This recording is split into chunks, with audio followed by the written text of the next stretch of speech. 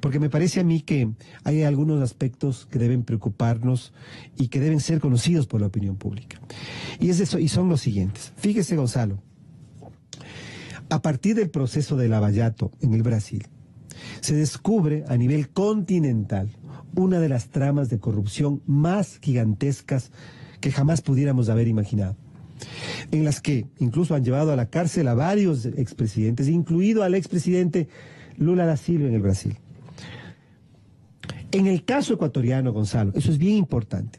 Tenemos que tener presente que los contratos de Odebrecht cuando regresan al país, cuando Odebrecht regresa al país, crecieron durante el gobierno de Correa de 800 millones de dólares a 4.100. Es decir, los contratos de Odebrecht se quintuplicaron durante el gobierno de Rafael Correa. Eso es muy importante. Se dice además, en la declaración de José Conceição, que solo para el regreso se pactó una cifra de sobornos de 1% del total de contratos que llegaran a efectuarse.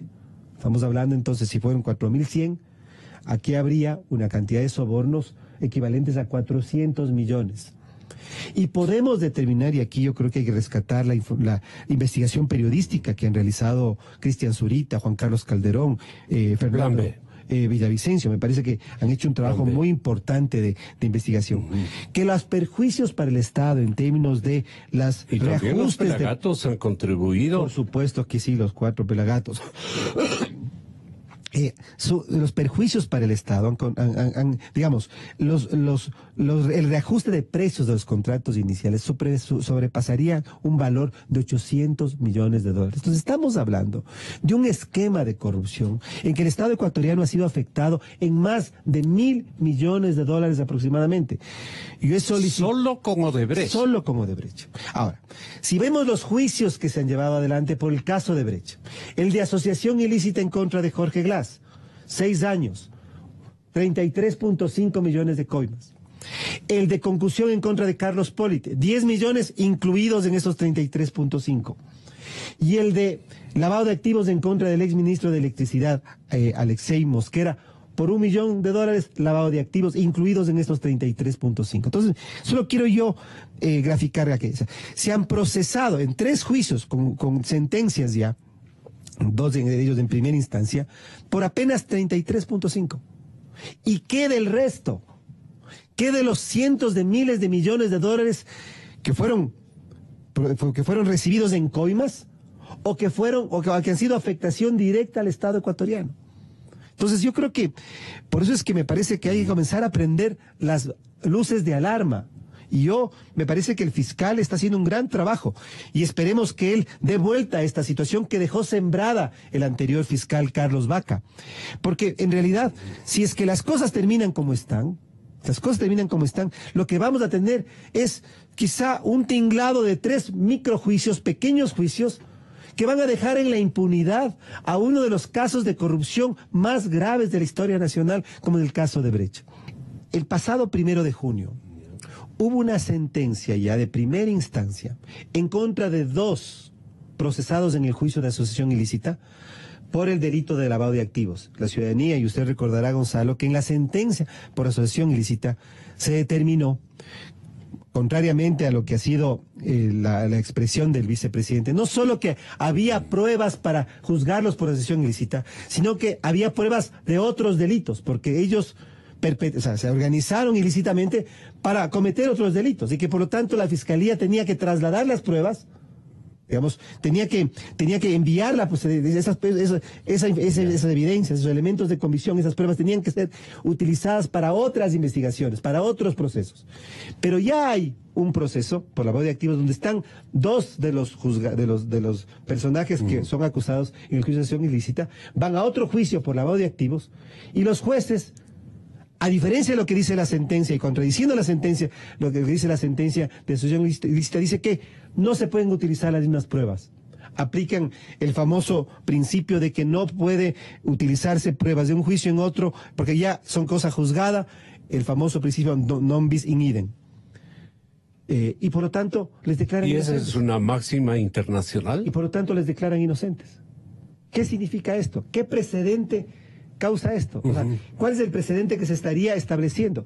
Que entonces en los demás juicios En los demás procesos... Ya estos insumos ya no mire la tendrían contradicción. derecho de concurrir. Mire la contradicción. Mientras la sentencia de asociación ilícita dice que la Fiscalía, que se envía a la Fiscalía las copias certificadas para que se utilicen en los otros procesos se dice que esas pruebas, esos elementos no podrán ser utilizados porque ya fueron utilizados en asociación ilícita. Y de esa manera se sella la impunidad.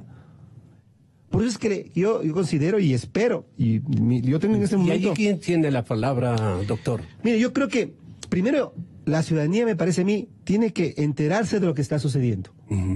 De la magnitud de la trama de corrupción de Odebrecht y de lo poco que hasta este momento se ha logrado. Porque lo de Jorge Glass es un primer paso pequeño. Claro. En segundo lugar, y yo tengo mucho, le he visto al fiscal Pérez Reina, una intervención muy importante, brillante en las dos audiencias en las que he podido compartir con él, y creo que la Fiscalía tiene que reestructurar el proceso de investigación. Dice, el fiscal puede incurrir en qué tipo de errores. No, yo lo que digo es que el fiscal anterior, Vaca Mancheno, dejó varias manzanas envenenadas. Pero el actual puede incurrir en un error de ateniéndose a esta especie de máxima o de reglamentación. No, eso no es el fiscal, sino es el Tribunal de Garantías Penales. Esto ya este ya es un tribunal que, juzgando este otro proceso por lavado de activos, excluyó pruebas que se utilizaron en el juicio de asociación ilícita, aplicando este principio, y por lo tanto, a partir de allí, declarando inocentes a los procesados. Y lo que me preocupa es que esto genere un precedente que después se le aplique a Jorge Glass en los demás juicios. Porque Jorge Glass cometió asociación ilícita, pero tiene que enfrentar cohecho, lavado de activos, peculado, como los informes aquí esperamos el informe de Contraloría, se espera el informe de Contraloría, testaferrismo, tráfico de influencias, concusión. Entonces, pero con las mismas pruebas ya no me pueden hacer, puede decir. Exactamente, van a aplicar entonces. Por eso es que aquí hay el fiscal Vaca Mancheno dejó varios elementos para generar varias manzanas envenenadas, les digo yo, o el campo minado, podríamos también decir, en función de que esta gran trama de corrupción de Odebrecht, por la cual el Estado ecuatoriano ha perdido más de $1.000 millones, quede en la impunidad. Quede en la impunidad. ¿Y ahí qué le exige usted al acusador e investigador, que es en este caso el fiscal? Bueno, yo, como le digo... ¿Qué le debemos exigir o hacerle ver lo que puede incurrir de malo? Recomendaría al fiscal que desactive esta forma como dejó organizada esta operación por la impunidad, en pro de la impunidad del ex fiscal, y que reorganice este proceso, porque evidentemente sería una terrible burla al país el que una trama de corrupción, que en otros países ha llevado incluso, miren el caso de Brasil, son cientos de personas las que están en este momento en la cárcel, ya las reparaciones han comenzado a darse. ¿A quién entregaron la plata? Fíjese que en esta investigación muy prolija de Cristian Zurita se habla de que en el Ecuador serían más de 100 funcionarios públicos. De los 3 juicios que le mencionaba, estamos hablando apenas de 5 funcionarios públicos. En la investigación que él hizo, serían 100. ¿Dónde está el resto? No digamos que son 100, pero ¿dónde está el resto?